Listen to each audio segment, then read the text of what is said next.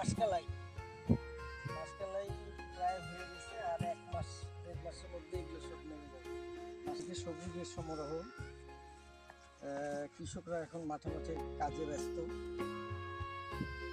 কেউ ভুট্টা করছে, কেউ পালাই করছে, আবার কোথাও ধান কাটা শুরু হয়ে গেছে, ধান পেকে গেছে। মানে প্রচুর মানুষ এখন, চরের মানুষ এখন ভালো আছে, অনেক ভালো আছে। তারা আবার কিস্তি করছে, নদীতে পানি কমে গেছে, স্রোত আছে, ডুবু চর হয়েছে এবং কোথাও কোথাও ভাঙন চলছে। চরের মানুষের এখনকার দুঃখটা হচ্ছে যে নদী ভাঙন। আমাদের প্রথম আলো চরের পূর্ব পাশে নদী ভেঙে যাচ্ছে, এইটাই মানুষের কষ্ট। আর এছাড়া এখন খুব একটা কষ্ট মানুষের নাই।